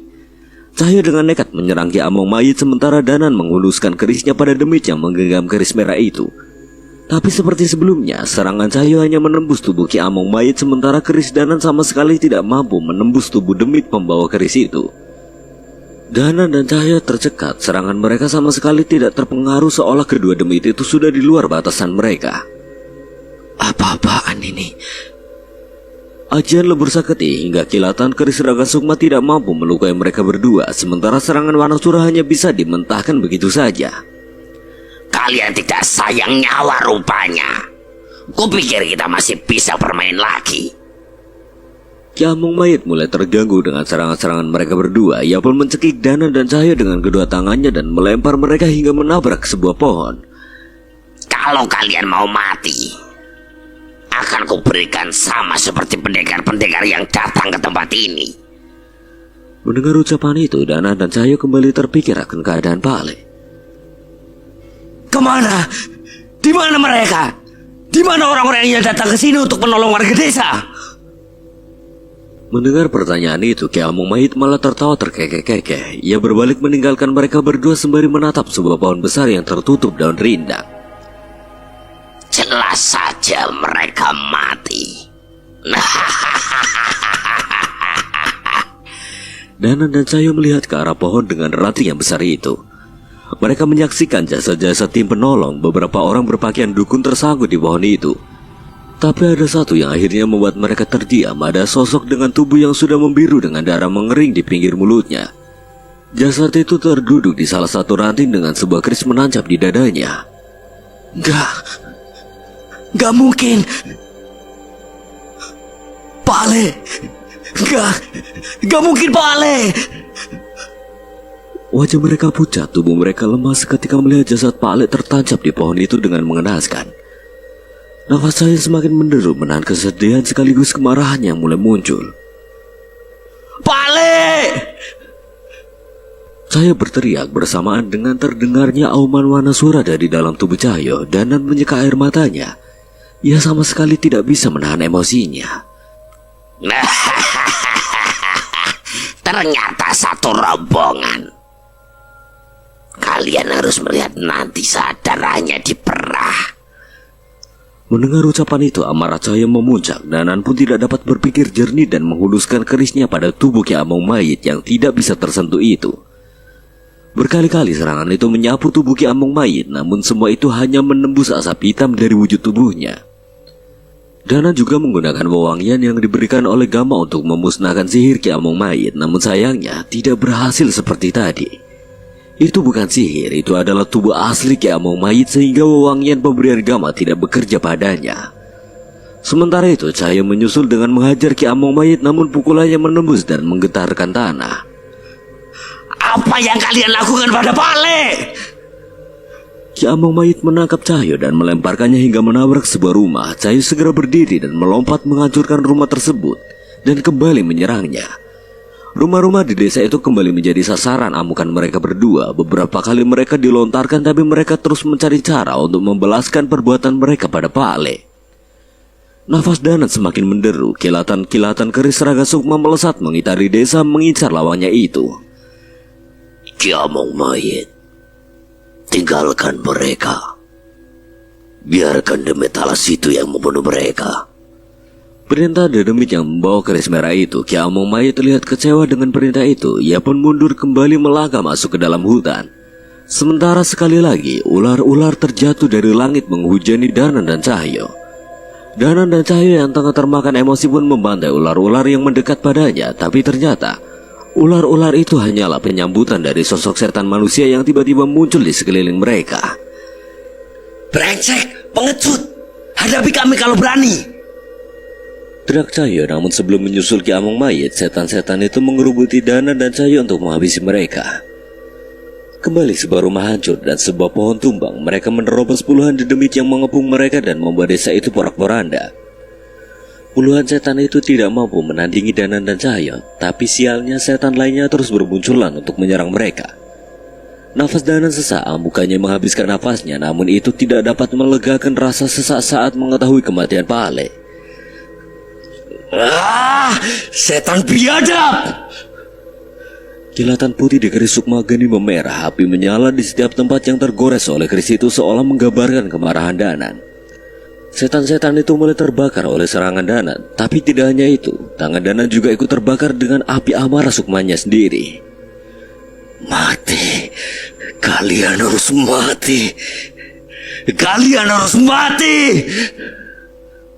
Teriak Danan bengis berdampingan dengan hantaman Wanasura yang menggetarkan tanah. Melihat keadaan semakin kacau, Ki Among Mayit dan setan keris merah itu terhenti dan menoleh kembali ke arah mereka berdua. Kalau tempat ritual sampai hancur, kita akan repot. Habisi saja mereka. Ki Among Mayit menurut walaupun sedikit kecewa karena mainannya harus dihabisi. Tapi sebelum melangkah lebih jauh, tiba-tiba melesat sosok dengan cepat menembus kerumunan setan dan menghajar Danan dan Cahyo secara bersamaan. Danan dan Cahyo terpental dengan wajah yang babak belur dalam seketika. Ia tidak dapat melihat sosok yang menyerang mereka. Aku saja yang membunuh mereka. Maneh geus ditunggu di situs ritual. Danan dan Cahyo tidak bisa melihat sosok yang membuat mereka babak belur tertutup oleh sekumpulan setan-setan itu. Aku kurang ngerti omonganmu, Kang Jawir. Aduh, repot pisan. Sudah cepat ke tempat ritual. Aku yang bunuh mereka. Tidak akan lama seperti kalian. Sosok itu adalah Kang Jawir, sosok yang persis Danan hadapi bersama Pale di desa Dirga sebelumnya. Kang Jawir kembali mengajar Cahyo hingga terpental. Hanya dalam beberapa pukulan, Cahyo diselimuti roh Wanasura bisa memuntahkan darah. Setelah itu ia melompat dan menari mengincar Danan. Danan sudah siap dengan kerisnya. Ia menahan rasa sakit di tangannya dan mengayunkan keris itu ke arah Kang Jawir. Kita ketemu lagi. Cahyo memaksakan dirinya membantu Danan, walau begitu mereka semua terpojok. Di tengah amarah itu, Danan tidak punya pilihan lagi selain meletakkan keris di hadapan dadanya dan membacakan mantra leluhurnya. Tapi sebelum sempat melakukan itu, Kang Jawir menangkap wajah mereka berdua dan menghantamkannya ke sebuah rumah hingga hancur. Tubuh Danan dan Cahyo babak belur setengah mati hingga sulit untuk bergerak. Tapi bukannya segera menghabisi mereka berdua, tiba-tiba Kang Jawir membisikkan sesuatu pada mereka berdua. Orang tua itu belum mati. Aku sendiri yang sengaja menusukkan keris pusaka yang mempunyai kekuatan penyembuh itu agar menjaganya tetap hidup. Mendengar itu mata Danan dan Cahyo terbuka. Mereka berusaha untuk bangun, namun kembali Kang Jawir menghantamkan tubuh mereka ke reruntuhan rumah itu. Sekarang aku harus mengambil nyawamu. Suara kegaduhan mulai terhenti. Keheningan kembali terwujud saat Demit Alas yang dipanggil mulai meninggalkan desa. Ki Among Mayit dan Demit yang membawa keris merah itu menoleh dan melihat Kang Jawir muncul menyusulnya. Sudah kau bunuh mereka? Tanpa perlu menjawab, Ki Among Mayit sudah mengetahui ketika ada roh seorang manusia yang lehernya tercengkram di tangan Kang Jawir dan terseret. Mayatnya bisa kau ambil sendiri di belakang. Selesaikan dulu ritual kita. Jangan sampai kau lupa perjanjian kita. Jangan khawatir. Aku hanya butuh roh mereka. Mayatnya jatahmu dan darahnya jatah Kanjeng Nyai Rasmono. Pergi. Aku akan menyusulmu setelah mengantar ini ke Nyai Runta. Ia pasti senang. Mendengar jawaban Kang Jawir, mereka berdua merasa tenang dan mempercepat langkah mereka untuk masuk ke dalam alas wetan. Beberapa lama Kang Jawir terdiam di tempat itu sampai tidak merasa keberadaan kedua dedemit itu lagi. Dua tubuh manusia terbaring tak berdaya di sebuah gubuk yang jauh dari hutan. Seorang perempuan tua dengan matanya yang buta mencoba membasuh luka di tubuh orang-orang itu semampunya. Roh Danan kembali menemui raganya setelah memastikan keadaan Pale di desa. Kenapa kau menyelamatkan Pale dan kami? Tanya Danan pada Kang Jawir yang sedang asik merias wajahnya dengan bedak tebal berwarna putih. Kang Jawir tidak mempedulikan pertanyaan Danan dan tetap asik dengan kesibukannya.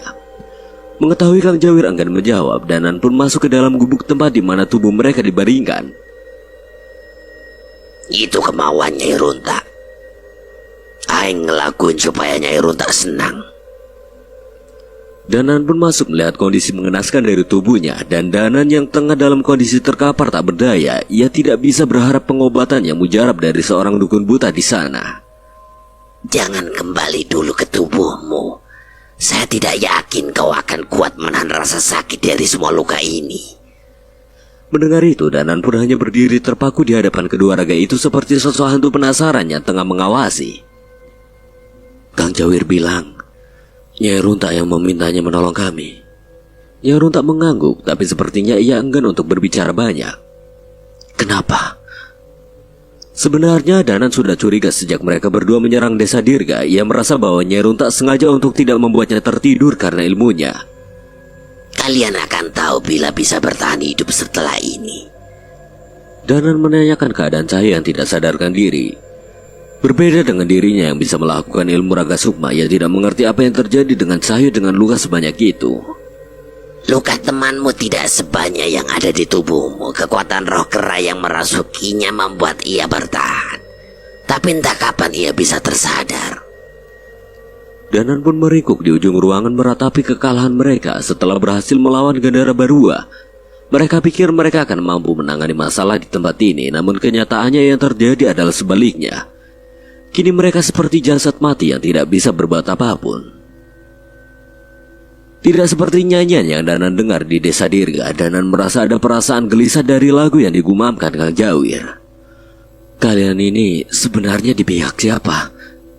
Tanya Danan yang bingung dengan pasangan aneh itu. Kang Jawir merubah posisi duduknya namun masih tetap menatap kosong ke arah hutan. Aing, saya di pihak Nyai Runta. Danan menoleh ke arah Nyai Runta yang masih duduk termenung tanpa bisa terbaca apa yang ia pikirkan dari matanya yang tidak menggambarkan apapun itu. Saya sendiri tidak tahu, tapi setidaknya kalian tahu kalian di pihak mana. Jelas mereka berdua di pihak manusia yang harus menghentikan setan-setan itu, tapi Danan merasa sudah kalah. Bahkan bila ia berhasil memanggil Nyi Senang Rangu, ia pun masih merasa belum bisa mengalahkan mereka. Percuma. Kami sudah kalah. Kalah?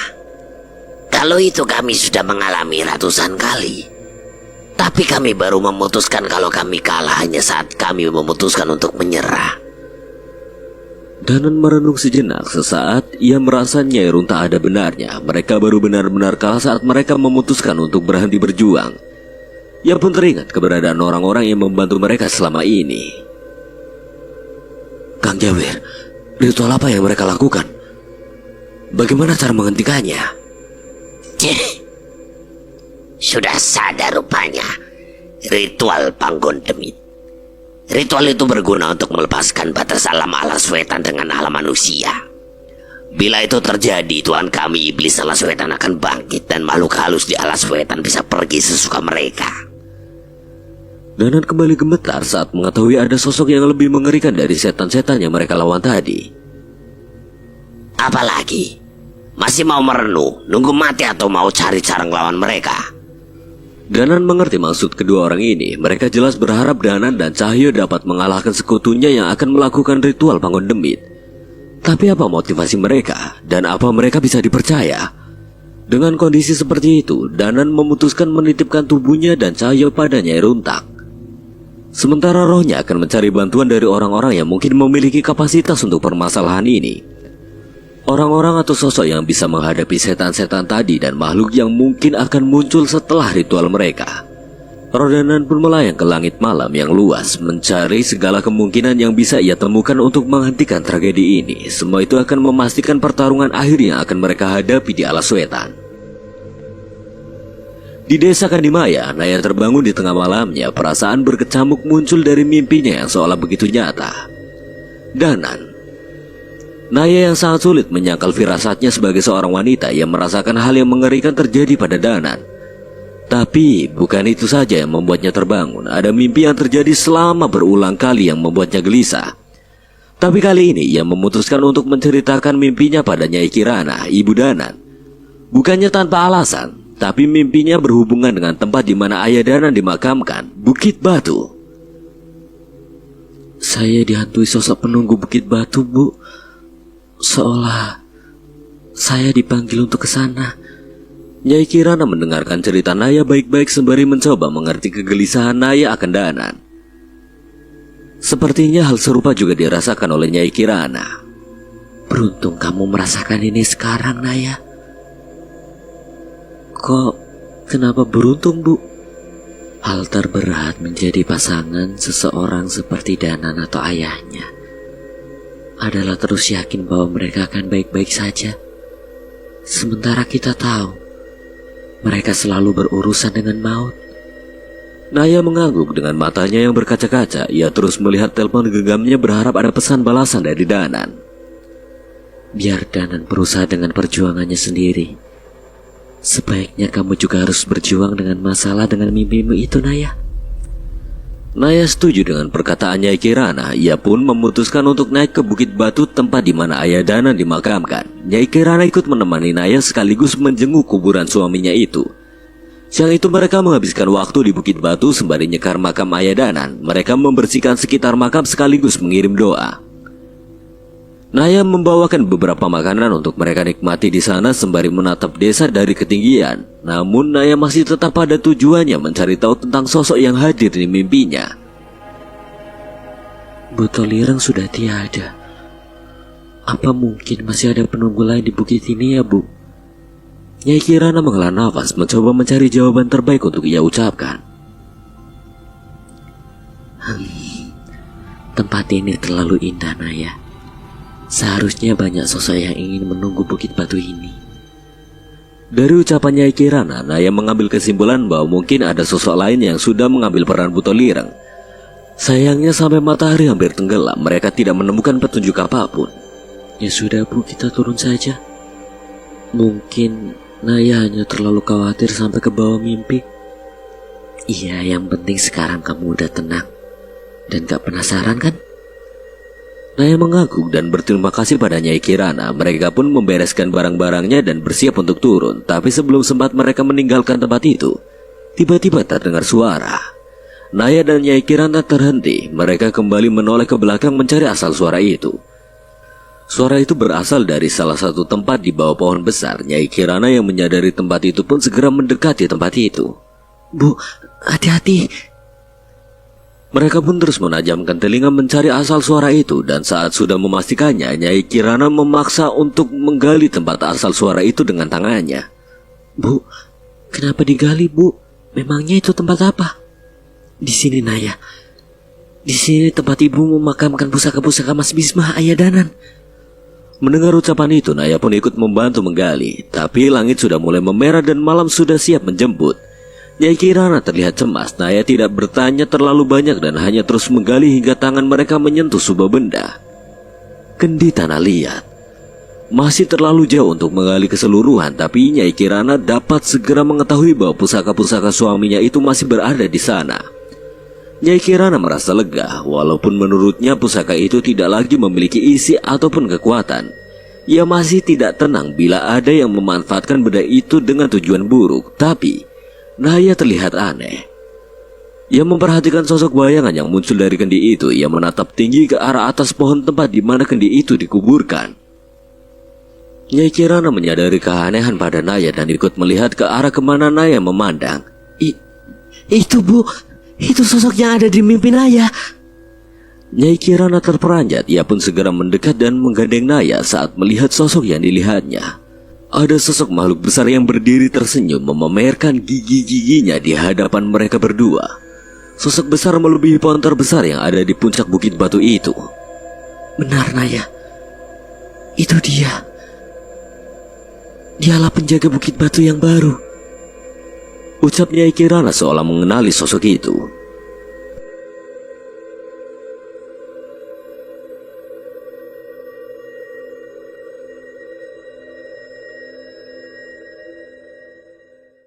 Jagat telah lembut boten duwe wujud.